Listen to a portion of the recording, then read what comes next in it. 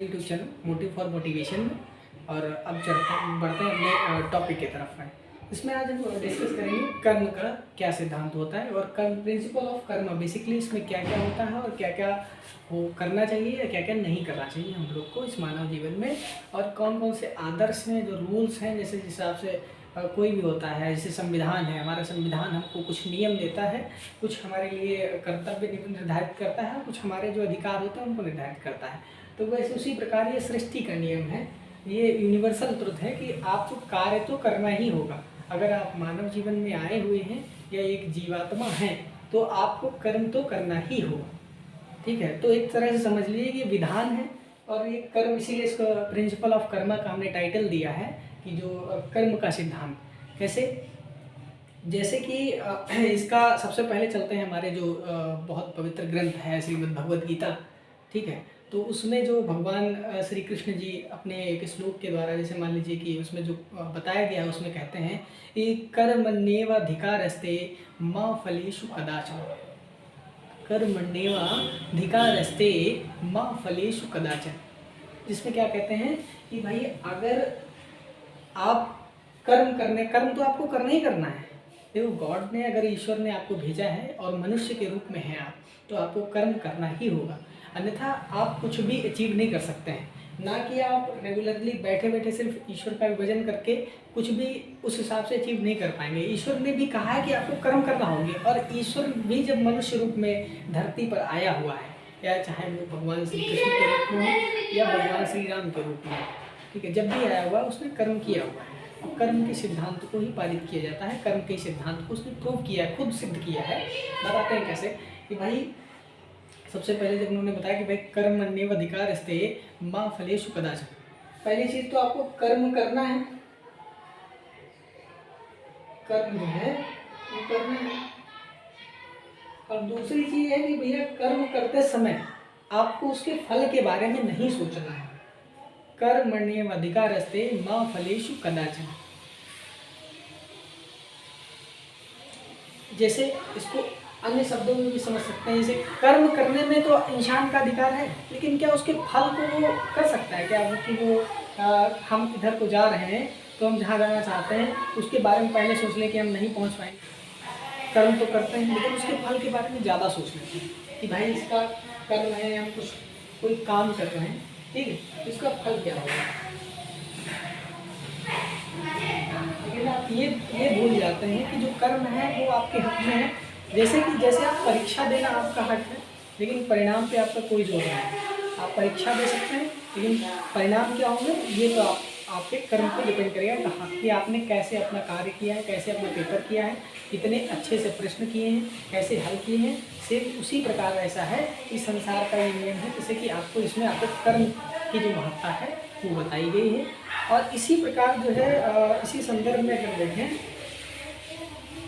तो बिना जो है कर्म के अब भक्ति भी एक क्या कहते हैं, जैसे मान लो आप भक्ति करते हैं तो भक्ति ऐसा नहीं कि अगर कर्म का सिद्धांत न होता विश्व में तो जो पुजारी मंदिर में बैठा है या पादरी जो चर्च में है या मान के चलिए जो मस्जिद का जो मौलाना होते हैं या जो भी होते हैं श्रेष्ठ होते हैं वहाँ के, या मतलब कहीं का भी किसी भी धर्मस्थल का जो मुखिया है उसके जो पौत्र हैं, प्रपौत्र हैं, लड़के हैं, पोते हैं, वो अच्छी पोस्ट पर होते काहे आम आदमी पहुँच पाता है वहाँ पर, ठीक है। लेकिन जो मेन सिद्धांत यही है कि वहाँ में कर्म का ही सिद्धांत ईश्वर ने खुद प्रूव किया है, चाहे वो श्री कृष्ण के रूप में हो, चाहे वो भगवान श्री राम के रूप में हो, तो वहाँ पर उन्होंने सिद्ध किया कि भाई कर्म ही श्रेष्ठ है और कर्म करना है अगर मनुष्य के रूप में आए हैं। अगर का अर्थ होता है कि तेरा कर्म करने में अधिकार है, जो मेरे हिसाब से मैंने क्या इसका जो यूनिवर्सल अर्थ है वह है तेरा कर्म करने में अधिकार है, इनके फलों में नहीं। हे अर्जुन, तेरा कर्म करने में अधिकार है, इनके फलों में नहीं कि भाई अच्छा होगा या खराब होगा, बुरा होगा या भला होगा, सही होगा या गलत होगा, ठीक है। आप अगर सही कर रहे हैं तो उसका फल भी, रिजल्ट भी वैसा आएगा, सही आएगा, अच्छा आएगा। और आप बुरा कर रहे हैं तो बाई चांस आपको भी पता है कोई भी चीज़ होगी वो इनडायरेक्टली प्रोपोर्शनल ही होती है, ठीक है। तो कर्म के फल के प्रति आसक्त मत हो, जब अर्जुन के ऊपर झुंझला जाते हैं भगवान श्री कृष्ण, ठीक है, तो कहते हैं कि भाई अगर तू कर्म के फल के प्रति आसक्त न हो, इतना न सोच कि अब मीठा होगा कैसा होगा, होगा इतना तय है। अगर तू करेगा, मेहनत करेगा, बाग में अपना सींचेगा, फल के लिए प्रयास करेगा तो फल होगा। अब तो पहले ही सोचेगा भाई फल होगा कि नहीं होगा, तो उसमें थोड़ा सा दिक्कत हो जाएगी। मतलब ये होता है कि आप फल के बारे में ज़्यादा सोच रहे हैं तो आप किसी दूसरे का कार्य, यानी जो सुपर नेचुरल पावर है उसका कार्य सोच रहे हैं। आपको जो कार्य असाइन किया गया है, जो आपको दिया गया है ईश्वर के द्वारा कि आप कर्म करें और जैसा करेंगे उसी प्रकार से उसका प्रतिफल भी मिलता है। जैसे कि तब रूप दिखाते हैं और विकराल रूप दिखाने के पश्चात अर्जुन से कहते हैं कि भाई देख भैया ऐसा है, बाकी सबको तो मैंने ही मारा है, ठीक है, मार दिया, लेकिन अब क्या है कि ये सिद्धांत, प्रिंसिपल ऑफ कर्म, अब इसको सिद्ध करना है। भाई मुंह फैलाते हैं, आपने भी इसके बारे में विवरण सुना होगा। अगर आप श्रीमद् भगवद गीता का अध्ययन करते हैं, भगवान प्रभु श्री कृष्ण के भक्त हैं, तो जरूर सुना होगा इसके बारे में, जहाँ पे वो कहते हैं कि भाई देखो अपना विकराल रूप दिखाते हैं, अपना मुंह जो है, अपना जो उदर है, अपना मुंह है, मुख में दिखाते हैं कि देखो मैंने ये सारे मरे पड़े हुए, इनको मारा तो मैंने मार दिया, बट अब इसको हमें कर्म के सिद्धांत में प्रूव करना है, सिद्ध करना है कि इनको मारा गया है, एक कर्म क्रिया के द्वारा मारा गया है, ठीक है। तभी अर्जुन से कहते हैं भाई अब अस्त्र वस्त्र अपना उठा लो, ठीक है, और मारा तो है ये, भाई मार तो दिया, लेकिन आपको इस सिद्धांत को, प्रिंसिपल ऑफ कर्मा को प्रूव करना है। तभी जाके जब अगर इस सिद्धांत को आप प्रूव नहीं करेंगे तो वो खुद ये हो जाएगा कि भाई सब कुछ करता तो भगवान है। इंसान का जो एक साइकिल है, जो एक बनाया गया है, चक्र बनाया गया है, ठीक है, इंसानी चक्र, तो वो वहाँ पे वो ख़त्म हो जाएगा और वहाँ से इंसान जो है वो मतलब अपने आप को एक दूसरी दिशा में आसक्त कर लेगा और वो कर्म पर ध्यान नहीं देगा, ना वो कुछ करेगा ना कुछ खाएगा। वो सोचेगा तो आ तो जाएगा ही, मिल तो जाएगा ही, भगवान ने मुँह दिया तो चला तो आएगा ही। जैसे ज़्यादातर लोग ये कहावत है कि भाई इसलिए ऐसा नहीं है, आएगा लेकिन बट आपको उसके लिए कुछ ना कुछ करना होगा, कर्म तो करना ही होगा। जैसे आप खाना खाने के लिए उठाते हैं, उठाएंगे तभी खा पाते हैं, सेम वही प्रोपोर्शन है कि भाई खाना बनेगा, बनने के बाद मिलेगा, ऐसा नहीं कहीं से आ जाएगा। एक आध दिन एक्सेप्शन है, कहीं से मिल जाए या कहीं लंगर वंगर चल रहा हो, भंडारा हो तो आप खा लिया जाए, ठीक है। तो बाकी ये कर्म का सिद्धांत ही है। तो मुझे लग रहा होगा कि आप सब, मुझे लग रहा है कि आप सब इस चीज़ को रियलाइज़ कर पा रहे होंगे, रिलेट कर पा रहे हो अपने जीवन से।